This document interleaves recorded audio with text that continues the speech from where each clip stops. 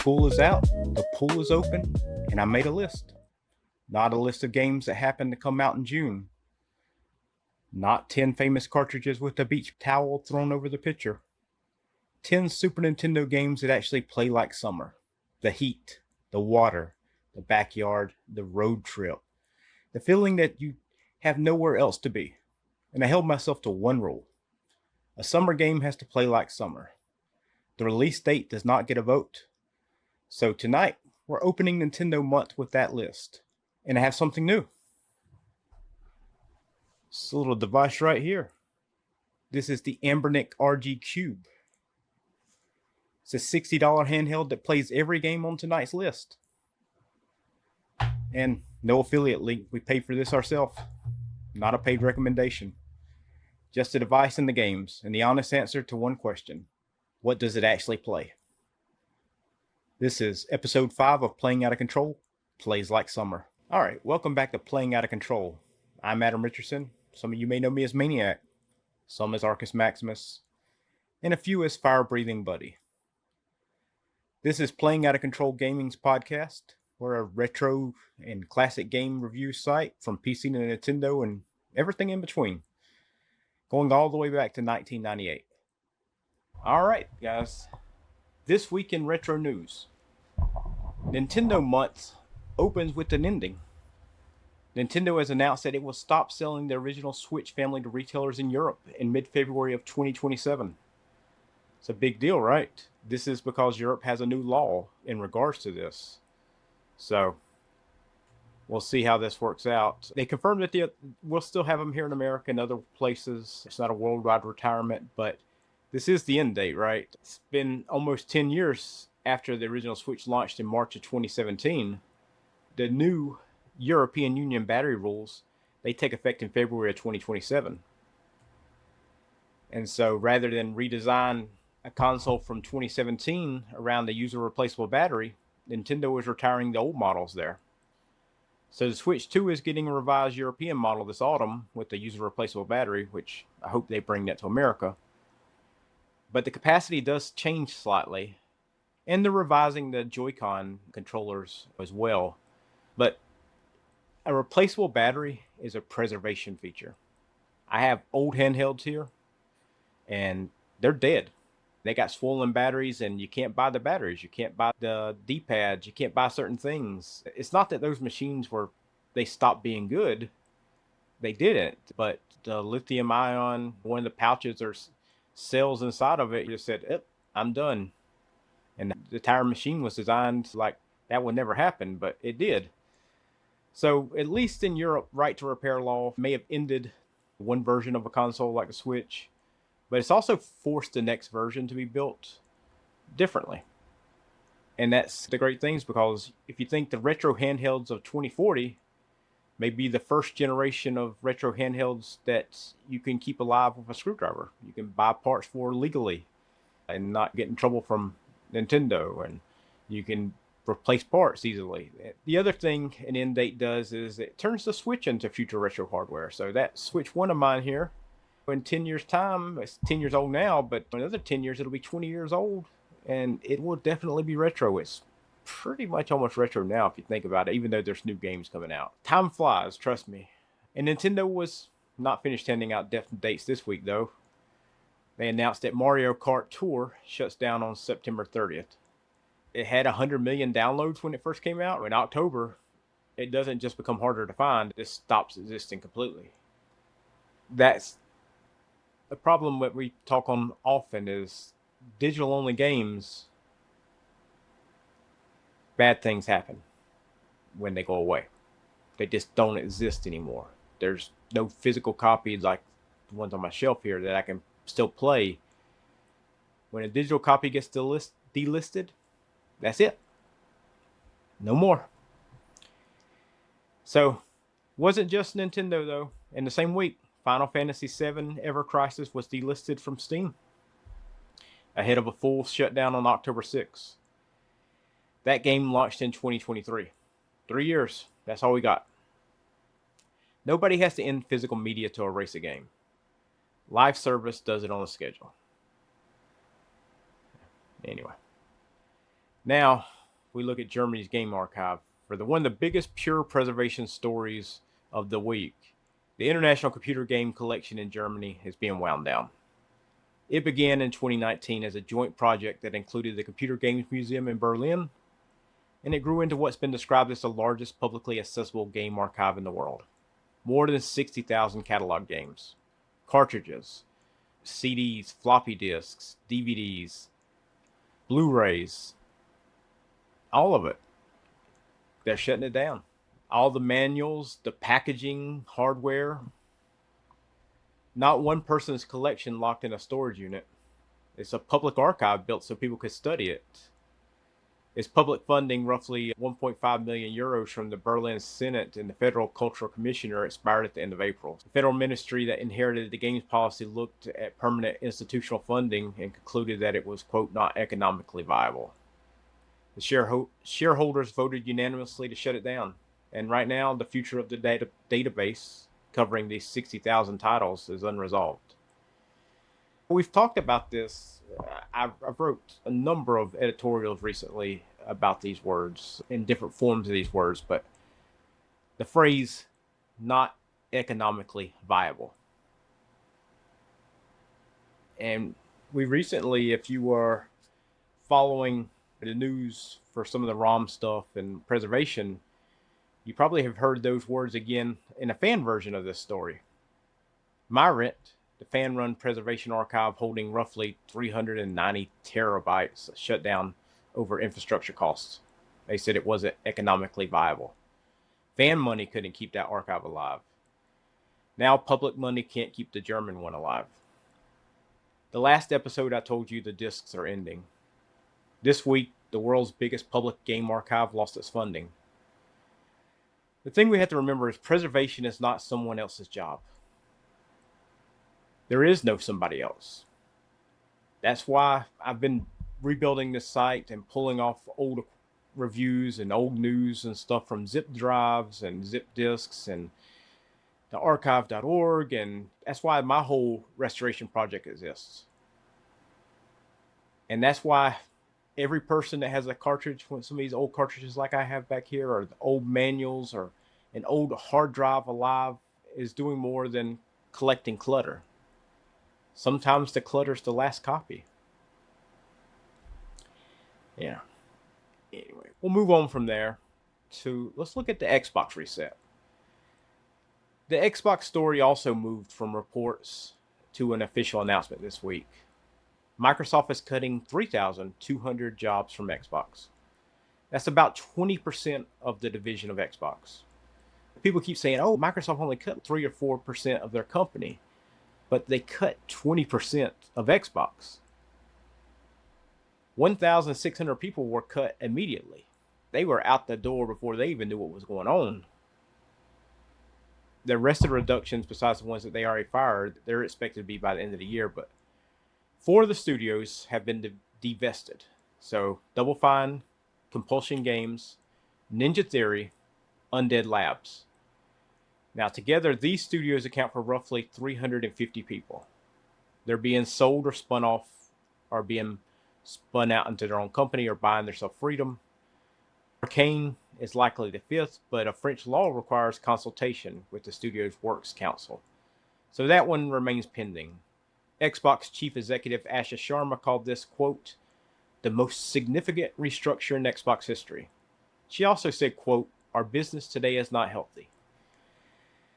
That is unusually plain language from a corporate executive, and I'll give her credit for saying it plainly. But plain language does not make the consequences smaller. id Software reportedly lost 136 people out of a studio of roughly 185 people. Now think about it. id didn't get a chance to spin off, or they didn't get a chance to go and change themselves by being like bought out by somebody else or anything like that. The reporting was saying half of the studio is cut. That's most of it. And the great John Romero responded publicly. He said, quote, I know how devastating it is, and my heart is with you all. John Carmack's response came a little bit later, and this is the one I keep coming back to. Years ago, Carmack said, I believe Microsoft will be a good steward of id. This week he said that belief, quote, isn't aging well. His response was more complicated than simple outrage. He acknowledged that id may have looked marginal on Microsoft's books. He said beloved games still have to succeed. And then he added, quote, you cannot rule out the possibility that executives are idiots. That's what John Carmack said. I'm not improving that quote or improvising it or anything like that. He said it. And probably ain't wrong, because from what I know, the executives are idiots. Really big idiots sometimes. He also said this, quote, the game isn't over, and I hope the studio rallies through. End quote. There is genuinely good outcome in this story. Double Fine and Compulsion are leaving with their intellectual property. VGC described that as, quote, an outcome that preserves our history. That is the one good sentence in the entire announcement. And then there's this. One of the people cut by Microsoft was 37-year company veteran who helped lead the Xbox backwards compatibility program. The people who made the old library playable are now part of the reset. Now, part 3 of the subsidy, you've seen the parts 1 and 2 already, but part 3 goes live as soon as this podcast is live. One quick small correction from last week from episode 4.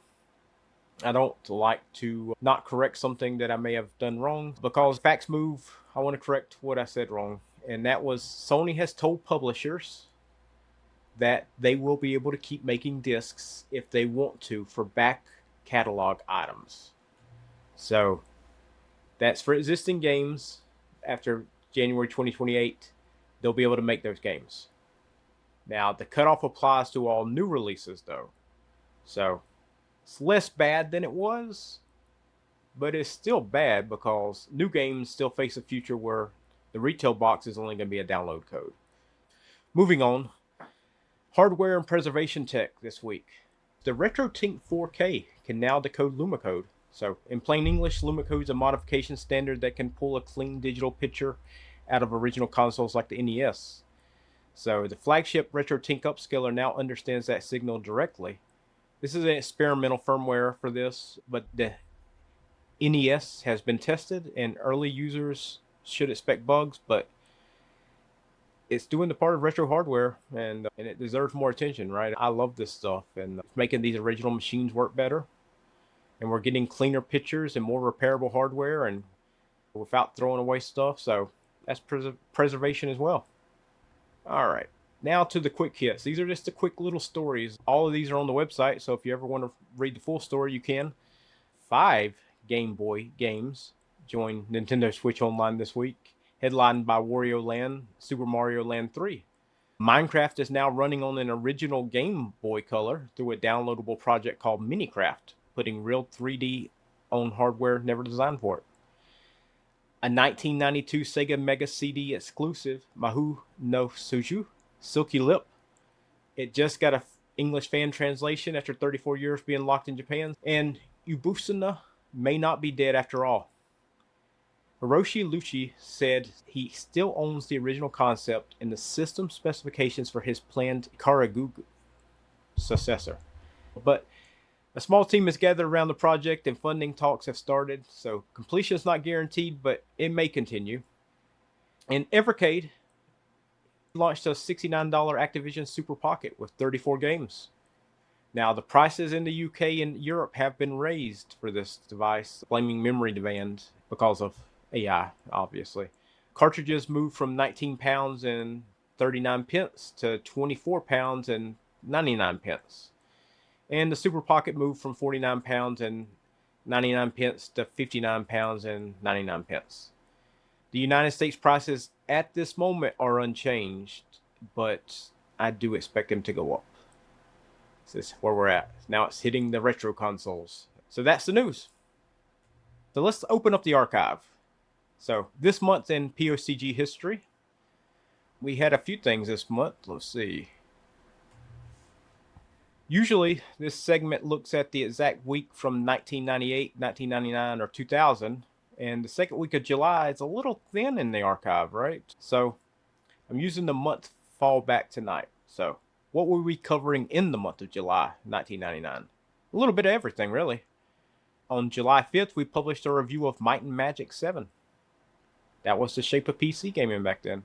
Huge RPGs, big manuals, boxes that took up half a shelf, and a review written for people who expected a game to keep them busy all summer. That same July batch included reviews for Machines, MotoGP Racing Simulation 2, and Animaniacs: A Gigantic Adventure.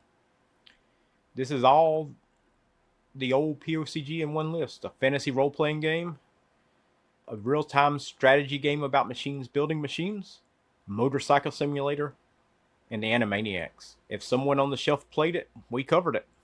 So if somebody on the staff played it, we covered it. And in the news that month, 3DO Company, 3DO, we talked about them last week, they had raised $43 million through an offering of common stock.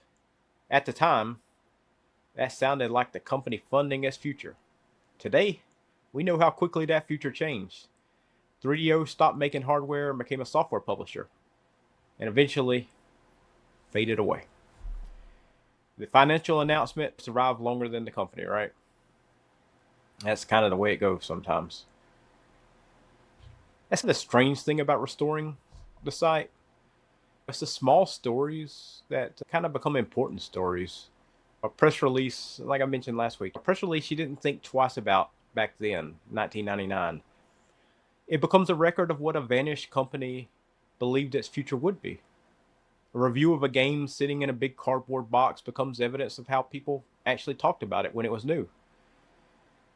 The archive does not know which piece will matter later. We just wrote it, and it's all there in the archive now. And some of it's more important than other things. Some of the news stories are kind of more important now when you look back at them than some of the reviews. And so now I want to bring a little piece of the lab into the show. So what it plays, the Embernic RG Cube XX. That would be this little device right here that we talked about earlier. And this is a new segment. You're going to see some more of this here in the future on the podcast, if you're watching or if you're listening. But we're calling it What It Plays and what it works like. So one device held right here, and what it means. Just kind of try to answer you the question that really matters. Because the spec sheet says this console can do this. It's got these really fast processor. It's got this good battery life. But the spec sheet always says something like that. No matter what you remember. It cost about $60. And I think I actually got it for less than that. But I bought it from a real store with my own money. And here's the whole gimmick. And it's a good one. This handheld right here has a 1-to-1 screen. And now you say, what's 1-to-1 mean? That kind of sounds strange until you remember the Game Boy screen is nearly square. So it's a vertical arcade cabinet, right? They're square. Now on widescreen handhelds, those games sit inside heavy black borders. But on this machine, they use the screen properly. Super Nintendo and the Genesis, you're going to have a little bit of border on this system compared to on a system like that. But I'll say this about this system, it's really great. It's probably one of the funnest handhelds that I've played in this price range yet. And the screen looks amazing. And that's what it is.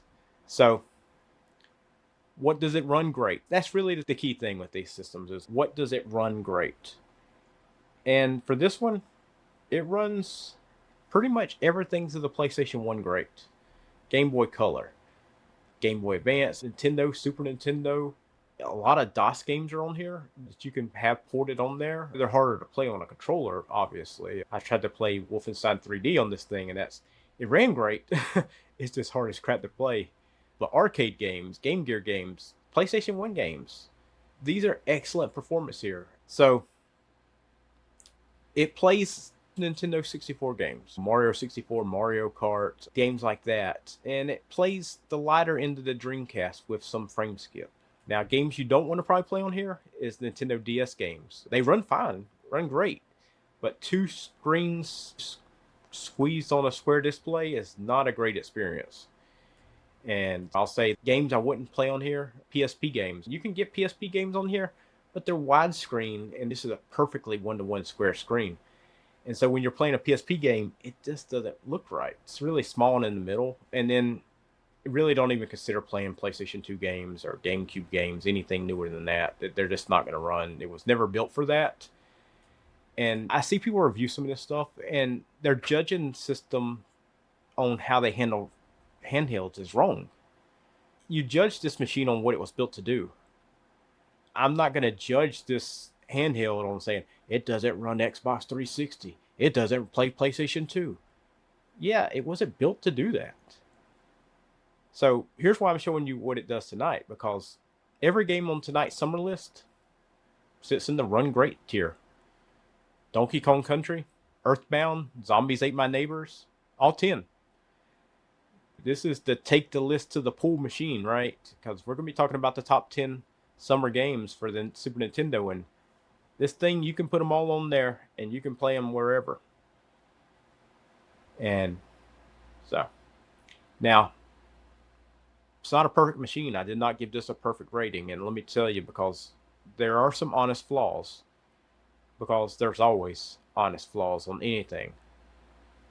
This machine has known, and it's happened to me, that the sleep mode can drain the battery. This happens. It cost me a Master System save. I've been playing through all the Master System games and reviewing them, and it killed my save. So make sure you save your game. Use a save state in RetroArch or whatever, however way you want to save it before you put this thing in your pocket or throw it over on the table or nightstand or something like that, and you're not charging it. Make sure you save it. And also, one little great thing about this console is it's got a mini HDMI port, so you can hook it up to a bigger screen if you wanted to. If you want to let other people watch, or if you want to record game footage like I've done some.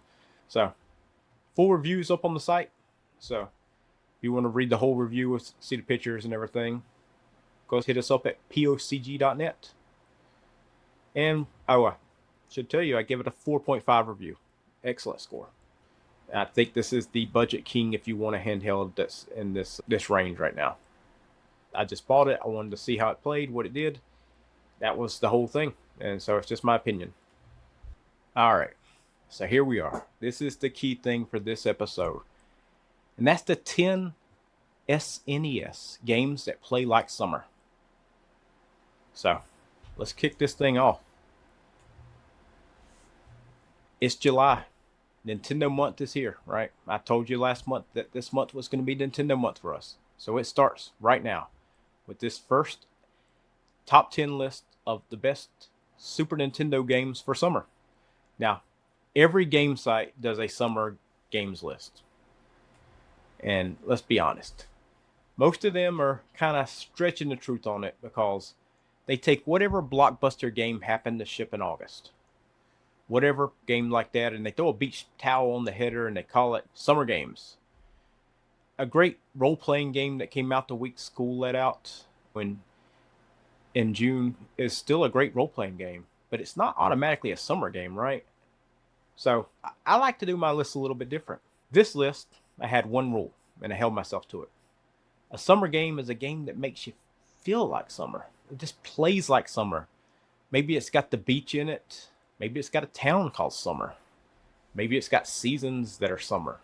Maybe it's got a little bit of everything. It's got a pool, got an island, backyard. So that feeling that you have when you have nowhere else to be, you just want to soak up that feeling. So for me, the calendar, it's not getting a vote. And that rule's going on all month because we're going to be doing Super Nintendo this week, Nintendo 64 next week for its 30th summer. And then after that, we're going to be doing the Game Boy because, hey, the Game Boy, its anniversary's coming up here in July, and at the end of July. So anyway, let's go to the 10 cartridges that made this week's list. I'm going to rank them for you. Let me give you the games that define summer to me. Number 1, Donkey Kong Country. Now, Donkey Kong Country, it's just quintessential summer, right? Donkey Kong Island's a tropical postcard, a jungle canopy. You've got all the stuff that makes it feel like summer, and just waterfalls, sand, an ocean behind every level. But let's be honest, this game, and this is the game that came out that really turned Nintendo's fortunes in the Super Nintendo era. And the graphics and the design and everything, but the key thing that seals this for number one for me is the water. There is a level called Coral Capers that drops you beneath the surface, and one of the most famous pieces of music on the entire system. So you got David Wise, Aquatic Ambience, that song, that music. It was like the first track that he ever made as a full-time Rare employee, and he wrote it while trying to recreate the wave sounds of a Korg wave station synthesizer on a Super Nintendo sound chip. And he had no business trying to do that. But Aquatic Ambience, that song, man, that soundtrack, it just makes you think about the water. And the whole game just kind of slows down as you're playing it. The enemies are still there. The level still wants to kill you, but man, it's just something else. For a few minutes, it's like you're there, and it's just a place. And that's what this whole list I'm trying to capture. It's a place, it's a feeling. Nothing else on this system even comes close to how that one makes you feel, and for me at least, summer wise. Now number 2 is EarthBound. Now EarthBound, we've talked a lot about EarthBound this year on the news because that someone remade Mother in the EarthBound engine, but EarthBound is the one that actually captures that feeling of being a kid off in the summer when you got a few months off. If at least if you're an American kid, that you didn't have the year-round school and everything. So now I said no days, but Mother came out on June 5th, 1995. And now that's like right there at summer for us. And so I remember the rule. The date doesn't get to be on the list, but this game gets to be on the list because EarthBound's a road trip. You leave home and you keep moving town to town across a cartoon version of America. The soundtrack moves through surf rock, lounge music, and songs that sound like the Beach Boys after a few drinks. There's literally a beach resort town called Summers in the game, and the whole game has that strange summer break logic where anything can happen because the adults are not really paying attention. You're just a kid with a baseball bat leaving home to save the world.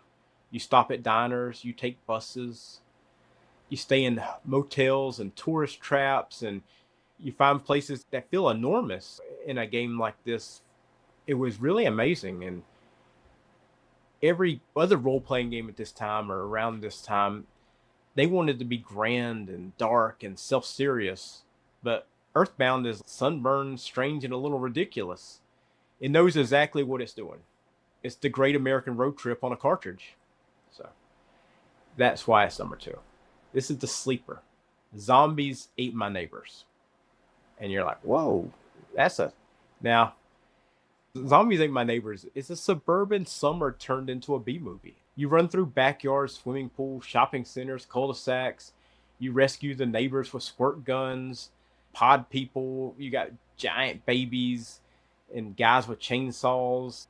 Like I said, you're using a squirt gun and you're finding this stuff. This is before everything had to be like machine guns and everything else like that for kids' games. Listen, it's a great game. Zombies Ate My Neighbors. It's a marathon in a cartridge form. It's built for 2 players. It has the right pace. It has the right jokes. And underneath the movie monster gloss, it's genuinely a great game. Now, I actually ranked this at number 6. And maybe that's too low. Now, the rest of the 10,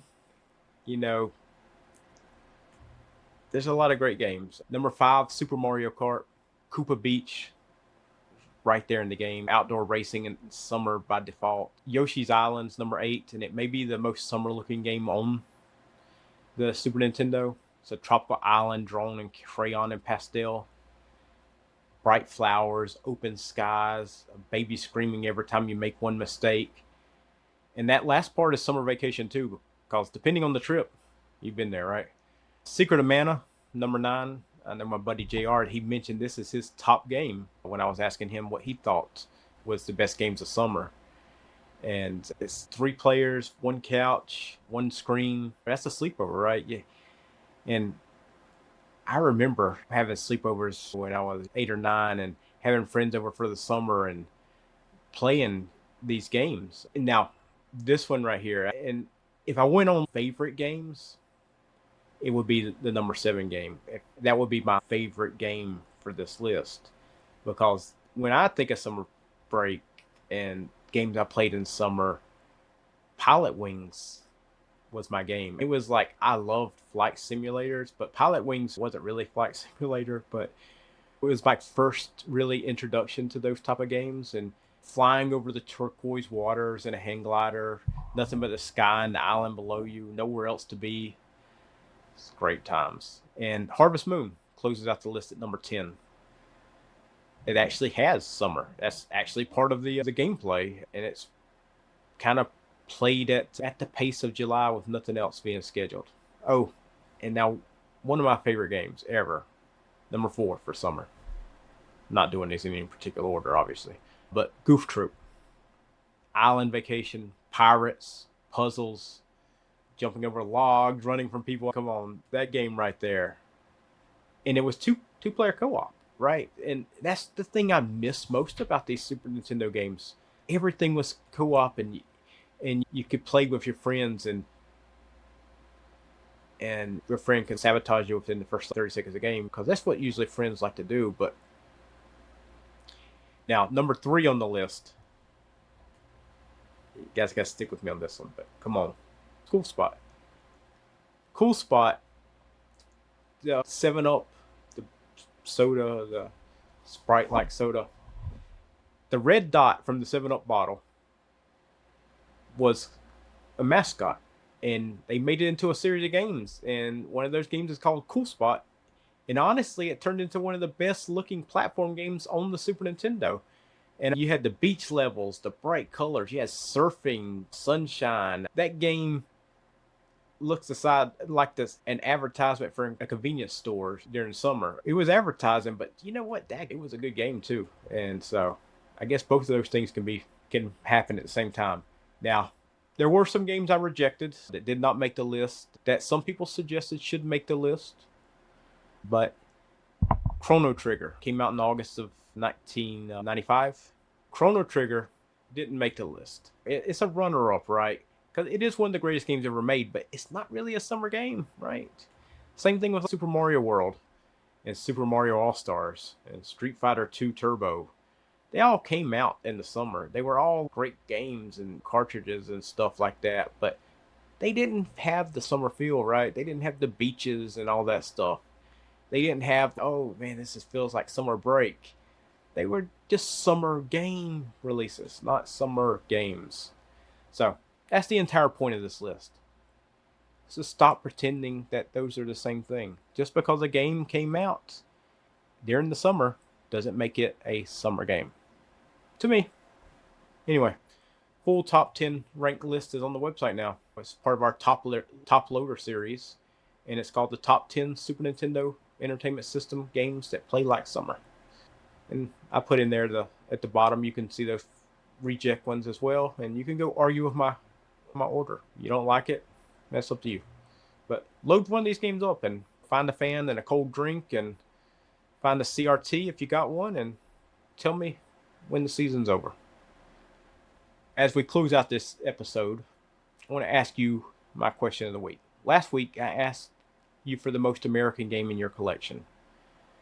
Now, I had some people tell me Grand Theft Auto 5. That was like the number one response I got. And so, we all have opinions, and I think Grand Theft Auto probably is the most American games that you could ever think about, even though it was made in this country. The most American games most of them were made in Japan or somewhere in Europe.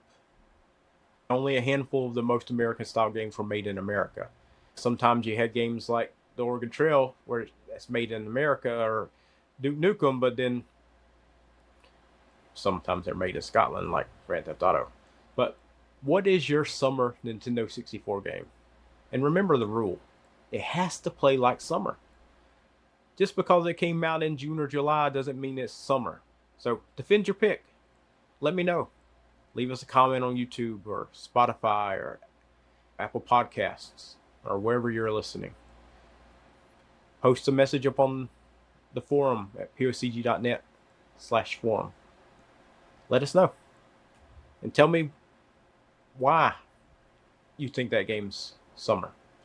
Tell me what the game looks like and what it sounds like and what makes you think, hey, this is summer. Next week, Nintendo Month moves on to the Nintendo 64. So, I'm looking forward to that. We've got Wave Racer, right? You know that's going to be on the list. Mario Kart, Pilot Wings. Same rule. The game that has to play like the season. So, we'll see what all makes my top 10 list for Nintendo 64 summer style games. Remember, everything from tonight is available at pocg.net. The Restoration Project, the Cube XX review, the full Super Nintendo summer list. Pretty much everything. So, anyway, comments are open on YouTube. Everything else, Blue Sky, Mastodon, Reddit. Everything I said is on pocg.net. And remember, this is POCG. No bought scores, no filters, just opinions. I'm Adam Richardson. This has been your host tonight, and thank you for listening to Playing Out of Control.